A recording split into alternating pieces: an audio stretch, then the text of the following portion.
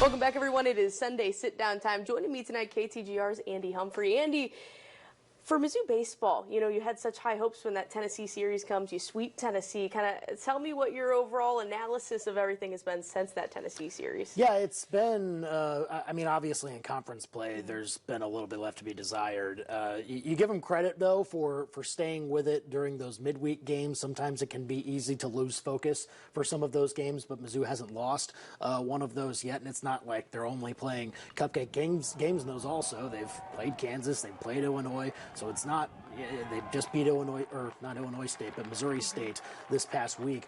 So that is a pretty good test to have in the middle of the week. But yeah, those conference games are what ultimately are going to matter. And right now, Mizzou just isn't hitting the way that SEC teams should be hitting week by week. And so you just have to make sure that you find more consistency during the second half of the season so that you can get back into the standings.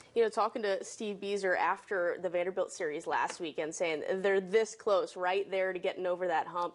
From your standpoint, how close do you think this team is to getting some of these wins? They've had some close series throughout. They've made progress. I think it is hard to see when they get swept by some of these top 10 nationally ranked teams that, it can be very easy to be doom and gloom there. And it's not to say that you should be accepting those losses, but when you look at the second half of this schedule, what Mizzou's going to have coming up, they've got, I believe, Alabama. Florida's going to be the tougher team out of that stretch, but then Georgia, Auburn is also in there. They're facing three teams out of their next 5 SEC opponents that either have the same conference record as them or worse. And so you have a real opportunity to do some damage in the second half of the year. And I think Steve Beazer recognizes that and sees that this team, despite some of these losses, is making progress. And so now's the time to prove it. Now's the time to do some damage and necessarily show that you're worthy of being in that middle group in the SEC, which should be enough to get you into an NCAA regional. I want to talk about health a little bit because, Beazer keeps mentioning they're playing a little banged up right now, especially when you look at that pitching staff. Losing Tony Newbeck was a big one. We haven't really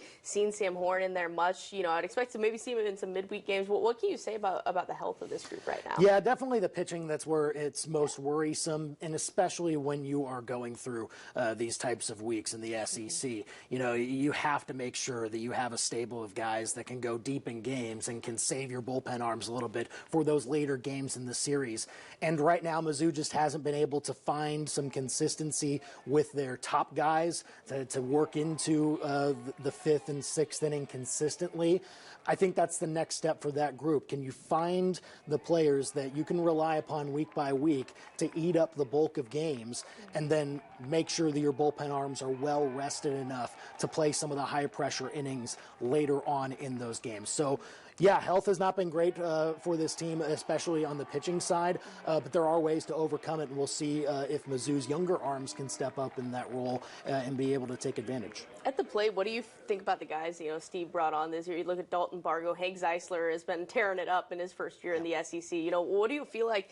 How do you feel about that talent that he brought to the plate? Well, some of those newcomers really have provided a good jolt. You get some of that power, and ultimately you need the on-base guys to be able to keep the pressure on opposing pitching staffs.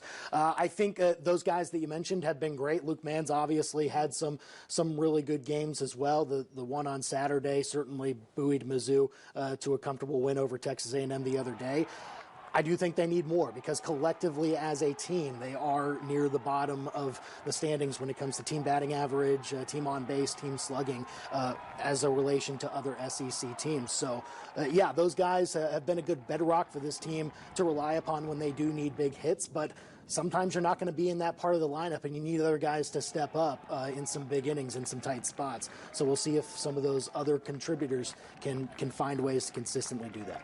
Speaking of teams that need some people to step up at the plate, we were talking before we started here, Mizzou softball needs to generate some more runs. Did a good job the other day, getting 8 runs against Ole Miss. But what's your analysis been of the Mizzou softball team recently? Well, it is a younger group, and you realized that with the offense losing essentially 6 starters from from last year's team, that there was going to be a lot of changeover, that there was going to have to be a learning curve.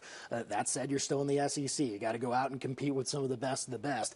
And I think this team, similar to Mizzou baseball, second half of the schedule probably provides a little more opportunity to win some of these games and improve your record some more. And just like on the baseball side, record doesn't have to be fantastic, blowing people out of the water in order to make a regional. You know, you just have to make sure that you chip away at some of these opponents that you're going to have coming up and be able to work your way back into that conversation. But yeah, offensively is definitely the point where this team has to improve, but that is a bit more of a learning process for Larissa Anderson's group when you had to replace so many players this year. But we've seen some good players step up, like Julia Crenshaw has stepped into a really good role at both catcher and second base, where she's split time. Maddie Gallagher transferring in. So some other players have been able to step into those roles and fill them nicely. You do have to find some more of that consistency, though, when you play in this league. Well, you will be on the call at the Mizzou Softball Stadium tomorrow night, correct? KTGR, you should listen. Don't miss it, folks, right? Well, I appreciate you making the time, Andy. Thanks so much. Awesome. Thanks for the rest of you guys. We'll be right back after the break.